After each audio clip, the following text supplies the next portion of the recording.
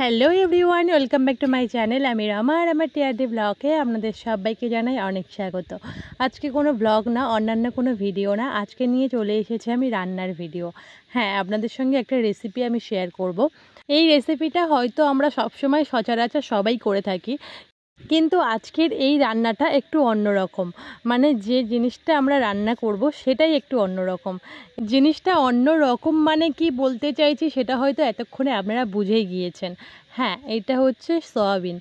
তো অনেক রকমের সয়াবিন আমরা দেখেছি, কিন্তু এত বড় বড় সাইজের সয়াবিন আমি আগে কখনো দেখিনি। এটা কোথা থেকে আনা হয়েছে, কে আমাকে দিয়েছে, এটা আমি কোথা থেকে পেয়েছি, সেই সমস্ত মানে ডিটেলস আর কি আমার আগের ভিডিওতে দেওয়া রয়েছে, মানে রথের ভিডিওতে আমার দেওয়াই রয়েছে।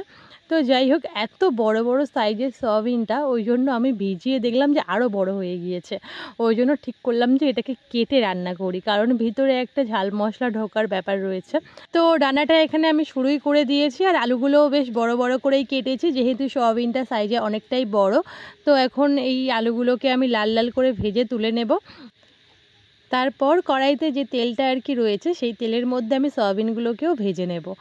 কিছু কিছু সয়াবিন রয়েছে যেগুলো ভাজলে এভাবে তেলের মধ্যে কড়াইতে লেগে যায়, মানে কেমন একটা জড়িয়ে যায়। কিন্তু আমিও প্রথম ভেবেছিলাম যে সয়াবিনটা এতটাই নরম, মানে ভিজানোর পরে এতটাই নরম হয়ে গিয়েছিল যে আমিও ভেবেছিলাম যে এটাও কড়াইতে লেগে যাবে, কিন্তু ভাজার পরে দেখছি যে না, একদমই কড়াইয়ের গায়ে লাগছে না, বেশ সুন্দরভাবে ভাজা হয়ে গিয়েছে। তো চলুন, এগুলো বেশ সুন্দরভাবে ভেজে নিয়েছি, তো এগুলো তুলে নেব। নিয়ে এখন শুরু করা যাক মেন রান্নাটা।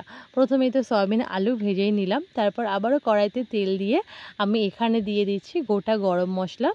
তারপর আমি দিয়ে দেবো একটু পরিমাণ মতন চিনি। চিনিটা লাল হয়ে আসলে আমি এর মধ্যে দিয়ে দিয়েছি পেঁয়াজ। পেঁয়াজটা বেশ সুন্দরভাবে ভেজে নেব। চিনিটা দেওয়ার ফলে কিন্তু দেখুন কত সুন্দর একটা পেঁয়াজের কালার চলে এসেছে। যাই হোক, কিছুক্ষণ পেঁয়াজটা একটু নাড়াচাড়া করে নিয়ে আমি এখানে দিয়ে দেব আদা রসুন বাটা।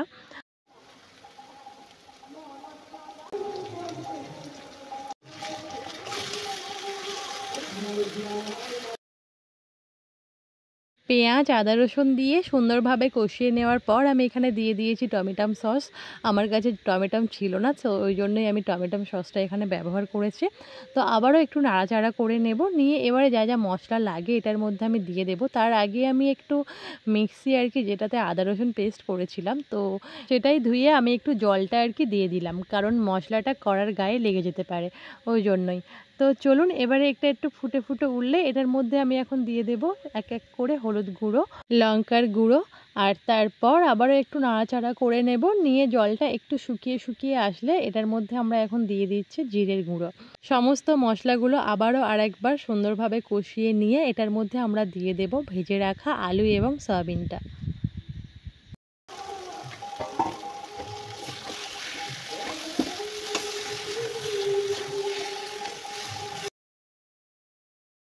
এখন আমি আবার যখন মশলার সাথে সবজিগুলোকে আমি কষাচ্ছি, মানে আলু আর সয়াবিনটা আমি যখন কষাচ্ছি, তখন আমি এবারে পরিমাণ মতন লবণটা দিয়ে দিচ্ছি।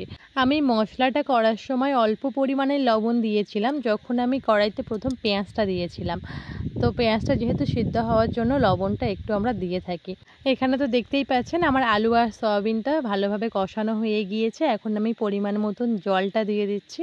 তারপর এটাকে এখন আমি ঢাকা দিয়ে দেব, যাতে তাড়াতাড়ি আর কি আলুটা সিদ্ধ হয়ে যায়। একটু ঝোলটা ঘন ঘন হয়ে আসলে আমি এখানে গরম মশলা দিয়ে নামিয়ে নেব। তো অন্যান্য সয়াবিনের থেকে এই রেসিপিটা একটু অন্যরকম, মানে এই সয়াবিনটা খেতে একটু অন্যরকম, মানে প্রচণ্ড সফট একটা সয়াবিন।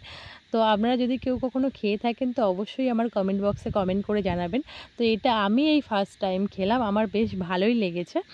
তো অবশ্যই আপনারাও বাড়িতে একবার ট্রাই করে দেখতে পারেন, খুব সুন্দর খেতে। তো চলুন, আজকের ভিডিওটা এই পর্যন্ত। দেখা হচ্ছে নতুন কোনো ভিডিওর সাথে।